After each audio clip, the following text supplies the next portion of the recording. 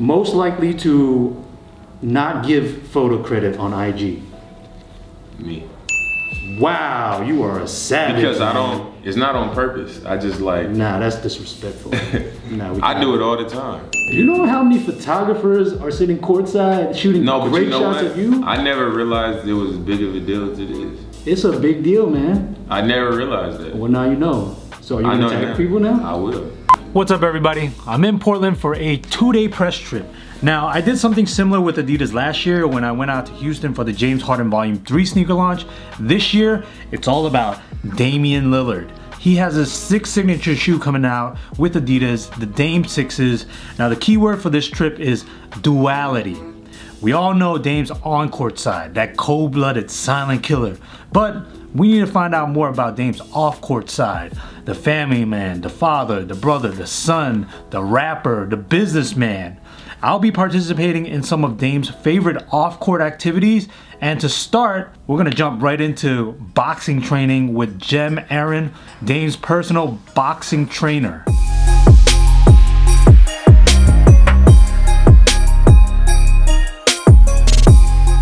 I trained Damian's brother, Houston. Right. He played football. Right. So Houston hired me to train him. I went to his first house, Damian's first house, and Dame reaches out to me, but without Houston, just by himself.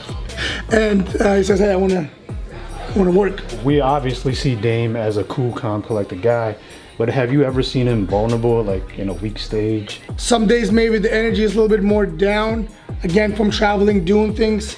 And I changed the, we were working on a little bit of technique work or something like that because he wants to still get work in. I don't want to be the trainer that just goes no pain, no gain. You don't want to get injured.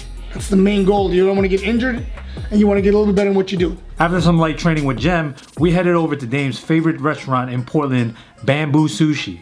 While there, we tried some of Dame's favorite dishes, from spicy to sweet and raw to crispy. We had a little bit of everything. And by the way, the man eats good. Afterwards, we stopped by Halfling Studios, the same place where Dame recorded his 3rd album, Big Dollar. Here's the secret, cause I got something to share. You know Dame's entire album? I ghost wrote that. Nah, that's all cap. I spit those alternative facts. But that's my imagination though. I got the mega trash flow, boy! I know, I'm trash at rapping, so you don't even have to say it.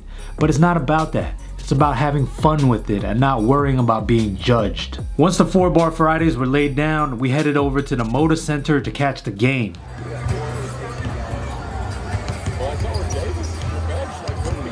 Pardon me? I'm currently, I wouldn't say courtside, but we're pretty damn close to the court at the Moda Center, watching the Trailblazers and the Toronto Raptors warm up. But this is amazing. I think later on we're gonna go up to the Adidas suite and we're just gonna watch the game there. But for now, we got a up-close view of some of the players warming up. And with that said, I had the chance to sit down with the designer as well as Dame himself to talk about the Dame 6's. What we have here kind of laid out on the table is really the physical process that I kind of went through to end up where we got to with the final shoe at the launch. So starting way back at this end here, these are kind of initial first prototypes we did for the shoe. So I'm coming in to design the 6 and I really start by looking, okay, what's come before it? So everything from 1 through 5 is really starting to understand what worked for Dame, what he really liked and what he kind of didn't like on those shoes, and in what areas in terms of whether it's the way footwear technology is advanced or whether the way it's his game's advancing, okay, what do we need to kind of push to the next level? So with the 5, there was some internal comfort details, there was some nice padding on the inside of the shoe, so he wanted to kind of keep that in. Comfort is a big thing for Dame. So the 5 had a lot of good lateral support, and then it was trying to figure out how we could keep that lateral support, but then make it even softer. So you see lightweight materials layered on top of each other. And then as we kind of start to get some more information, then we start, okay, cool, like what kind of platform is this going to sit on? Dame runs more miles and plays more minutes than almost anyone else in the NBA. So with that, simultaneously we were developing this new foam called LIGHTSTRIKE foam that was really built for basketball. And it had all the properties of our normal foam, but it was 50% lighter. And then on top of that, we start looking at traction. So we started working with, we kind of had some herringbone that he really liked on the 5, so we started working there. And what we started to look at was how you need your traction to perform both straight underneath the foot, but then also as you kind of turn around corners and pick and rolls, how you want the traction to change kind of on the exterior of the shoe as it wraps up the sides. By the time you get here, you really start to see, okay, we're not only telling a performance story with this shoe, but we also want to really, what's the persona of Dame that we need to embody in the shoe as well.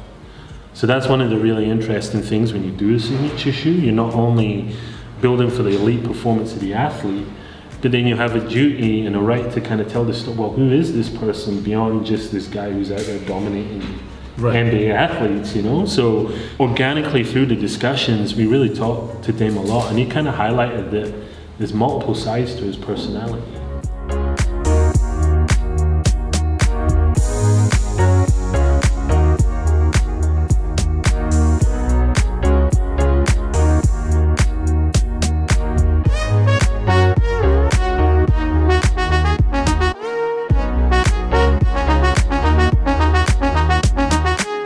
Damian Lamonte Ali Lillard Sr. Damian Lamonte Ali Lillard Sr. Oh, I appreciate the correction. I had the honor of witnessing something incredible last night. After the game, you actually came out and greeted us in the tunnel, and I got to see you interact with your son, which is truly amazing. You know, a lot of people don't get to see that side of you. Right. So thank you for that. With that being said, I want to give you something. This right here is a little Photoshop that I did. Ted DVS. Yeah, so you know the jacket, Dame Doll's the name. This is one of the first memes that I've ever made, and I want you to have it, man. Appreciate it. I put that in the corner, don't throw it away, just in case. Don't throw it away, keep it. Yes. I like this, I'm actually a big wrestling fan, so. Laheem the Dream, tell me about that. I mean, Laheem, that's like a alter ego. One of my brother's closest friends, like is basically another brother of his. Growing up, he just would always be making up all these words, saying it, and it kind of became like the lingo. And his name is Mario Henderson, and that was one of them.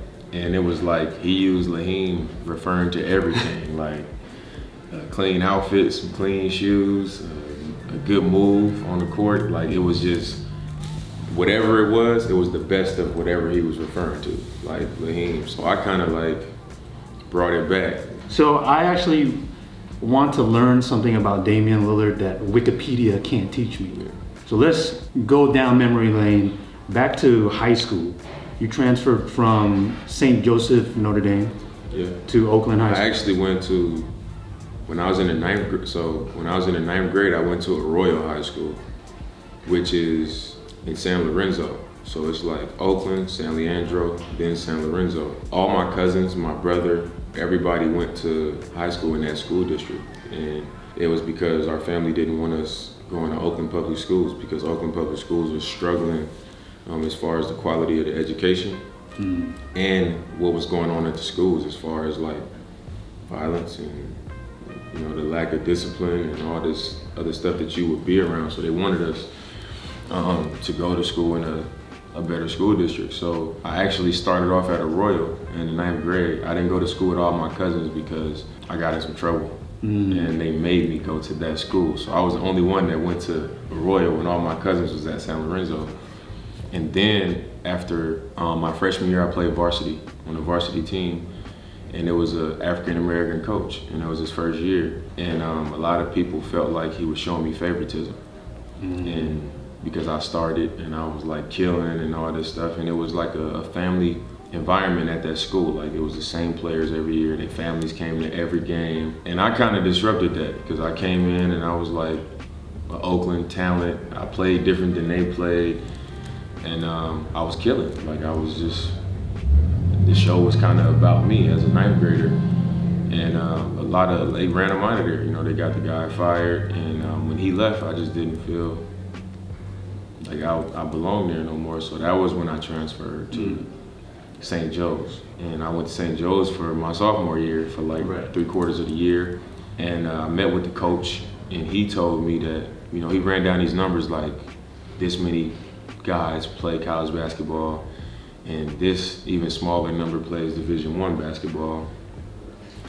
and this number goes to the NBA, and you really think you're gonna be one of those guys? Like, this is a real conversation. I was in his office, like, and I was like, yeah, and he kind of like chuckled at me, like, in my face. Oh man. And it was at the end of my sophomore season, which I didn't play a lot. Like, I hardly got on the court, and in that meeting, he was telling me like stories of like certain people that you want on your team or not, and he was like basically telling me he didn't know if I was gonna be on the team the next year.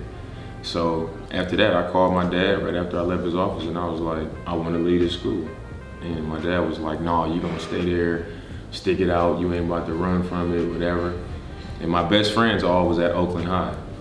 And they was like trying to convince my dad to let me transfer. My best friend dad was trying to get him to let me transfer. The coach was trying to get him to let me transfer. My dad finally gave in. And I ended up being like the first one in my family to actually go to high school in the Oakland Unified School District from 10th grade, 11th grade, and 12th grade. Weber State University. I understand you were roommates with Frank Nitti, Yeah. AKA Franklin Sessions. Yeah, I mean, it was entertainment every single day. Frank made me hip to a lot of stuff that I kind of like, I was just focused on basketball. That was it. Like, I'd be writing my rhymes and stuff like that, but that was the only thing I tripped on. I wasn't, and then when Frank came, it was like, he was shopping online all the time, getting shoes and hats and video games, and he was just, I remember like waking up one night, we had class the next day. I wake up in the middle of the night, go to the bathroom, and it was like, my room is where you is, or is where you are, and his room is right here. So if I walk out my door, I can walk directly into his door. Oh, it's like a suite then? Yeah, okay. Our dorm was like 4 bedrooms, 2 bathrooms. So like that side, it was like 2 rooms and then a bathroom on that side. So me and him shared a bathroom. So I'm walking out, going straight to the bathroom, and I like, he was the first person I saw playing Guitar Hero with an actual guitar. Like, he just standing there in his boxers playing the game and just look at me. It's like 3 a.m. Like, he only ate candy, didn't sleep, always had energy. We was wearing sweats and hoodies to class. He was getting dressed every day. It was never a dull moment with him. They retired your number 1. Now you wear the letter O. Yeah. Can you explain to me why you wear the letter O? I wear the letter O because I'm from Oakland. I went to college in Ogden, Utah, and now I play in Oregon. Simple as that. I mean, I was number 1 in high school. I was number 1 in college. When I was in college, I actually thought about changing my number to 0 because I had worn 1 for so long, and 0, like, I was a huge fan of Gilbert Arenas. And I was like, man, you know, I was coming off injury, I broke my foot.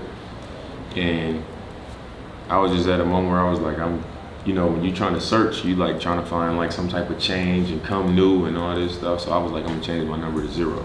But I didn't do it. And then when I got to the league, I was like, I'm just gonna come in and wear number 1. But there was somebody on the Trailblazers roster that they weren't bringing back, but they couldn't clear it. His roster spot wouldn't open up until like a certain part of the summer. So I would have had to like come in with a different number and then switch to number 1 during training camp and all this other stuff.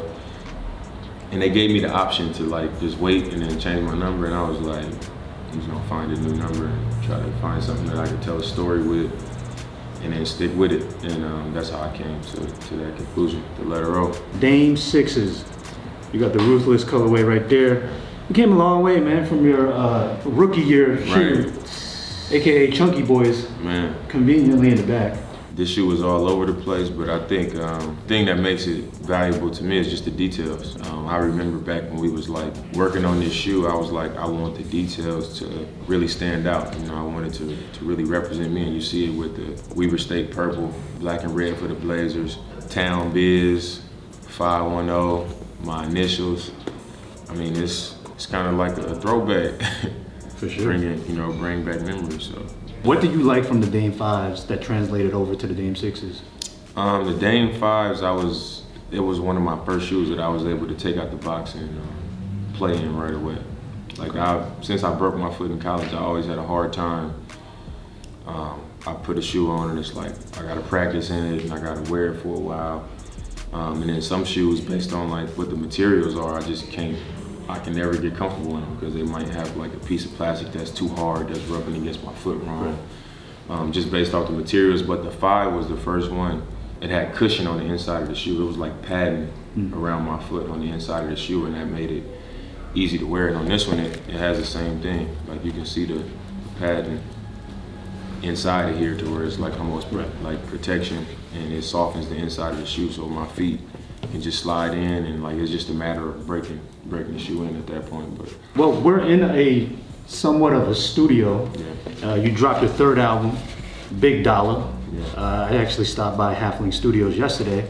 What was the biggest reception that you got from the third album? I just think people was happy that I finally like stepped out of the, I don't know, I guess like the Nickelodeon phase. Oh like, man, 2PG, huh? yeah, it was like people was respecting my bars and the fact that I could put words together and rap, but they was like, I mean, like he didn't say not a single curse word. I wasn't really talking about what people want to hear. Candy rapper. Yeah, like they didn't want to hear about just all this positive and all, you know what I mean? They didn't want to hear that. They wanted to hear like a little bit about the dark side. Like what do you do to have fun? What is a guilty pleasure? Like they wanted to hear me talk about when I do party. I was able to kind of be creative about that, and I think people just received it well. They were bumping a lot of your songs yesterday at the Motor Center. Yeah. Saw you bouncing. And I don't tell them to. Is that facts?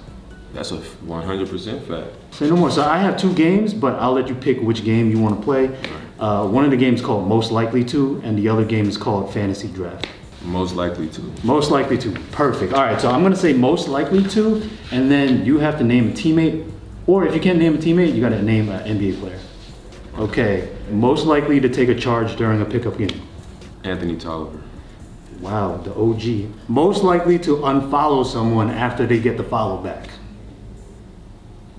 Most likely to unfollow somebody after they get the follow back. Yes. So I follow you, then you follow me, and then I just unfollow you. So I could get my follower number most up. likely to do that, CJ. Ooh, CJ, we gotta talk, man. We gotta talk. They ain't putting any business out there. Unfollowing somebody for sure. Okay. Not to get his followers up, but just like, I don't really want to follow this person. All right, well, there you go. Damian Lillard, Damian Lamonte Ali Lillard Sr. Thank you, man. Appreciate it. Appreciate you.